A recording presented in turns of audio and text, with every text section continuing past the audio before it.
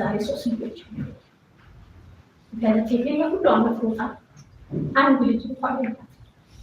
ይሄ ለኔ በጣም እኔ የገለቴ ገንዘብ ጉዳይ አሁንም አነጋጋሪ ሆኖ የቀጠለውና በትናንትናው ዕለት እኛም ባቀረብንላችሁ እንደዚሁም በተለያዩ ማህበራዊ ሚዲያዎች ላይ በስፋት ሲዘዋወር የነበረው ጉዳይ ጀግናዋ አትሌት ገለቴ ቡርቃ ወደ ሚዲያ በመምጣት ለ20 ዓመት ያፈራችውን ንብረት ለ9 ዓመት አብሯት በትዳር የቆየው ባለቤቷ ሙሉ ንብረቷን መሸጡንና አሁን ወደ ጎዳና ሳልወጣ ድረሱልኝ የሚል መልእክትን ካስተላለፈች በኋላ ብዙዎች ልባቸው ተሰብሮ ሲያጽናኗትና ሲያበረታቷት ተመልክተናል።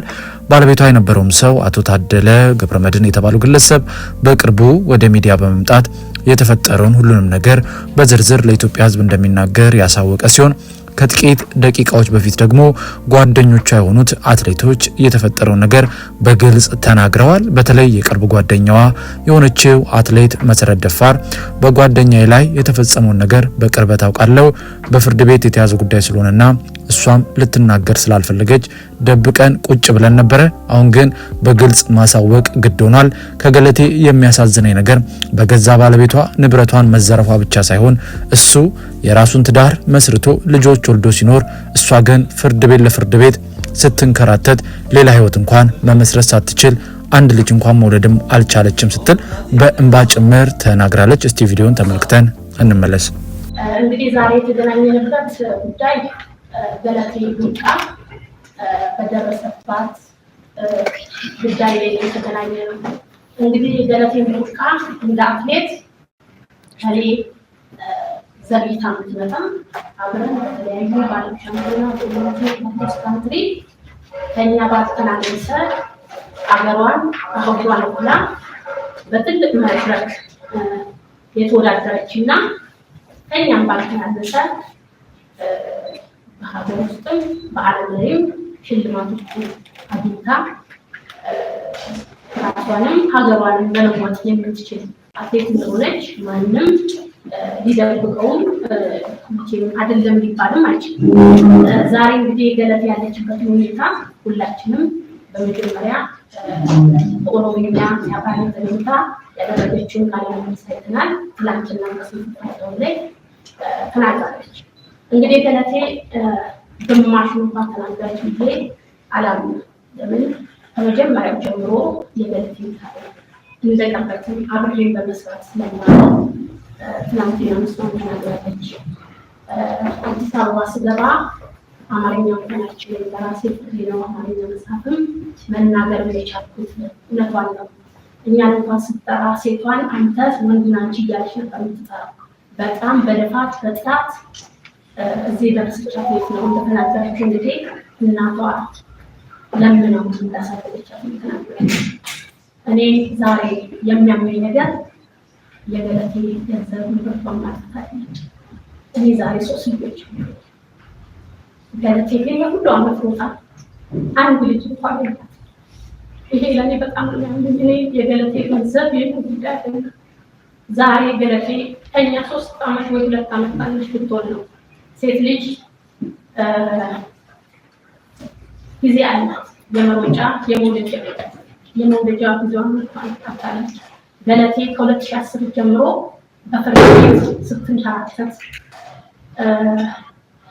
ሌላ እንኳን የፍቅር ጓደኛ ይዛ ልጅ እንኳን ለመውለድ ያጣችበት ጊዜ ነው። እኔ እንዳየሁት በቅርበትም ስለማውቃት ፕሮግራሙን ነበራት። 2010 በኋላ ልጅ መውለድ ሀሳብ ነበር። እኔ ያሳዝነኝ ቢያንስ አንድ ፍሬ እንኳን ሳይኖራት ሁሉ ዓመት ሀገሯን ወክላ ተወዳድራ ዛሬ ያለችበት ሁኔታ ለእኔ በጣም አሞኛል። እንግዲህ አሁን ዶክተር አያሌው እንደተናገሩት ወርልድ አትሌቲክስ አትሌቶች ላይ የሚደርሰው ጥቃት በጣም በስፋት እየመጣ እየቀረበ በመገኘቱ ሕግ አውጥቶ በሌላ ሀገር ላይ ሕጎች እየተተገበሩ ይገኛል። በተለይ እንግዲህ እንደተናገሩት ሁኔታ በኬንያ ላይ 2 አትሌቶች ህይወታቸው አልፏል። ከዛ በኋላ በጣም ተርቆ ይሄ በኢትዮጵያ እንዲተገበርና የአትሌቶች ጥቃት እንዲቆም በሚል ወደ ኢትዮጵያ አትሌቲክስ ፌዴሬሽን ይወጣል። እሱም ዶክተር አያሌው እንዳሉት በመስራት ላይ እንገኛለን። እኔ ደግሞ ትልቁ ነገር ወደዚህ ወደ አትሌቲክስ ፌዴሬሽን የመጣሁበትም እንዲህ አይነትን የሴቶችን ጽናት ለማስቆም ነው። እንግዲህ እኔ በሮጥኩባቸው ዓመታትም እንዲህ አይነት ነገሮች በጣም ብዙ አልፏል። አትሌቶች ላይ እንደተባለው በማኔጀሮች፣ በባሎች፣ በጓደኞች ብዙ አይነት ችግሮች እያሳለፉ ነው አትሌቶች ወደ ውጤት የሚመጡት። ውጤት ከመጡ በኋላ ደግሞ በእንደዚህ አይነት በተለያየ ነገር አትሌቶቹ ቢያንስ የሚኖሩበትን ነገር እንኳን የሚያጡበት ሁኔታ ነው ያለው። ስለዚህ ገለቴ እንግዲህ ተናግራለች፣ በጣም ብዙ ቦታ ደርሳለች። ህግ የያዘውን ጉዳይ ነው። እኔ የምለው ህግም ትክክለኛ ፍትህ እንዲሰጣት፣ መንግስትም ደግሞ የገለቴን ጉዳይ በአትኩሮት አይቶ ለዚች ለሴት እንደ ሴትነቷ ትልቅ ነገር እንዲያደርግላት መልዕክቴን አስተላልፋለሁ። እንግዲህ ውድ የይሁን ሚዲያ ቤተሰቦች እንደሰማችሁት ሰሞኑን መነጋገሪያ ከሆነው ከአትሌት ገለቴ ቡርቃ ጋር በተያያዘ የተለያዩ አዳዲስ መረጃዎች እየወጡ ነው። በተለይ ደግሞ ጉዳዩ በህግ አንጻር የተያዘም ስለሆነ አንዳንድ ጉዳዮች በህግ ማለቅ ቢኖርባቸውም ነገር ግን ጓደኞቿ ቅሬታቸውን በዛሬው ዕለት በይፋ አቅርበዋል። በቅርቡም ምላሽ እንደምታገኝና ይቺ ጀግና አትሌት ለኢትዮጵያ የ3 ወርቅ ሜዳሊያ ከ5 በላይ የብር ሜዳሊያዎችና እንደዚሁም የተለያዩ ሽልማቶችን አግኝታ የሀገሯን ስም በዓለም አቀፍ መድረክ ላይ ከፍ ያደረገችው አትሌት ሁሉ ነገር ተስተካክሎ ወደ ነበረችበት ክብር እንደምትመለስ እኛም እርግጠኞች ነን። ብታውቁት ባናው አጠር ያሉ መረጃዎች ይህንን ለዛሬ ያቀረብንላችሁ። በፕሮግራማችን ላይ ያላችሁን ማንኛውንም አስተያየት ልትሰጡን ትችላላችሁ።